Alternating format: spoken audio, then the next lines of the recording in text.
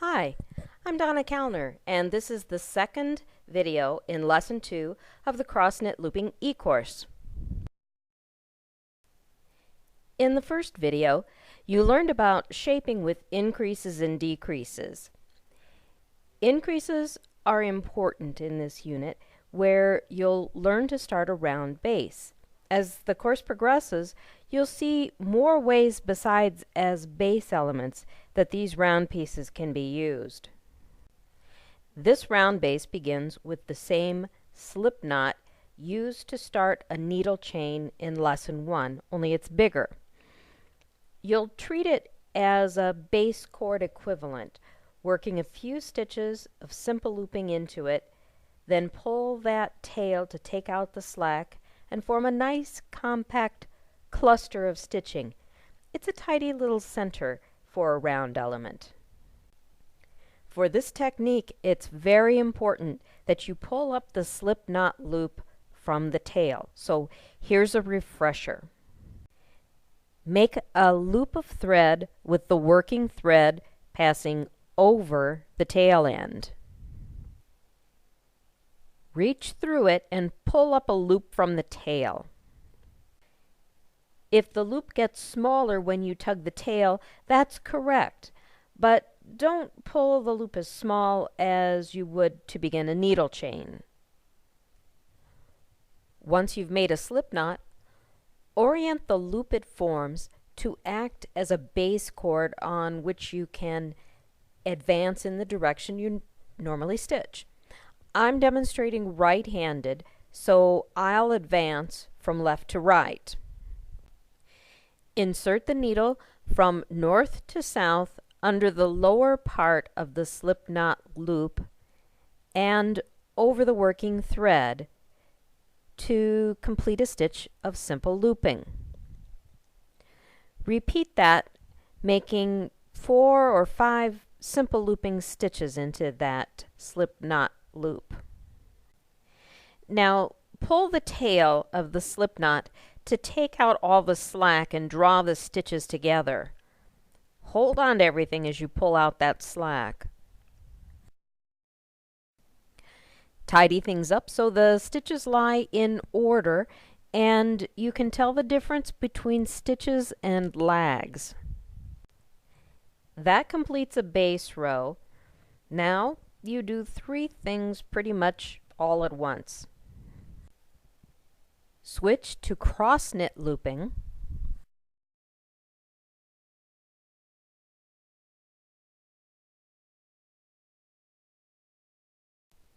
Increase by adding stitches so the piece stays nice and flat as you work in a continuous spiral.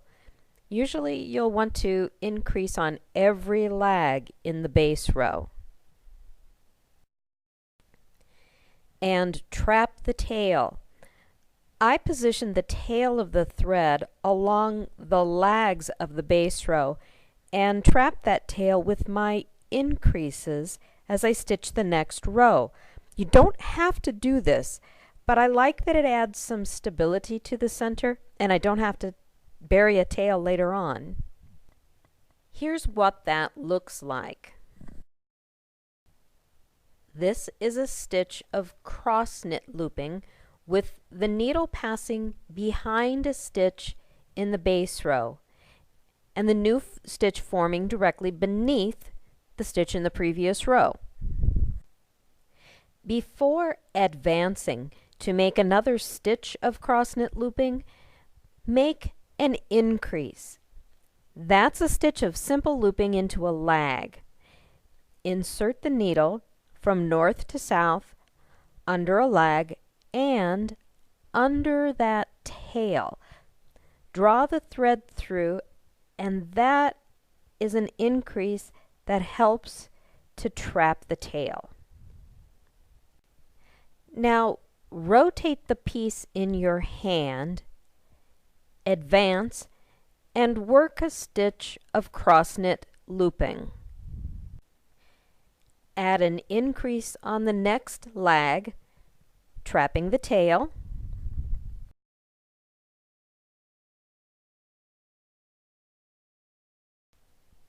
and repeat that sequence all the way around the base row. Rotate the piece as you work to maintain your usual stitching orientation.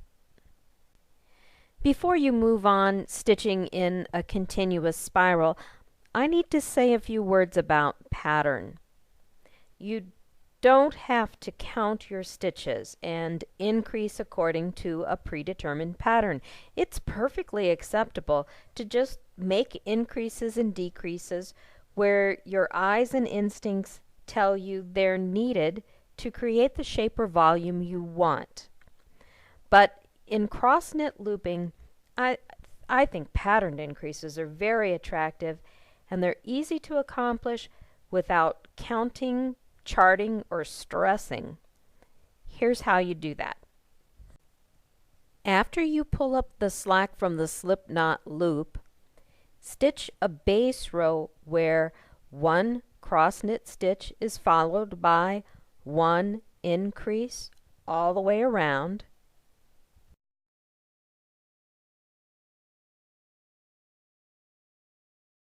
and on the next row, cross knit into every stitch. That includes the increase stitches on the previous row. But when you get to an increase on the previous row, follow that cross knit stitch with another increase. Here's what that looks like.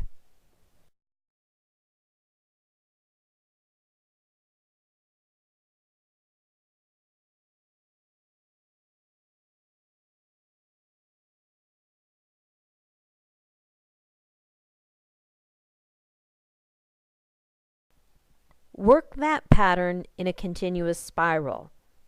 Cross knit in every stitch, always adding a stitch after you cross knit into an increase on the previous row. If you're working a very large round element, you may need to add more increases eventually to keep the piece flat, but we'll get to that later. For now, practice on a small sample. After the base row, work a few rows where you identify each stitch on the previous row before you insert the needle. What kind of stitch is that? Is it cross knit or simple looping on a lag, which is an increase? Be really deliberate in this sample. I'll leave you to sample the round base, but we'll come back to it later in this lesson. First, though, there's a cross-knit edging technique that makes a dandy rim finish for something like this cross-knit looping trinket basket, which is built on the round base from this demonstration. I'll show you how to work that edging in the next video. See you there!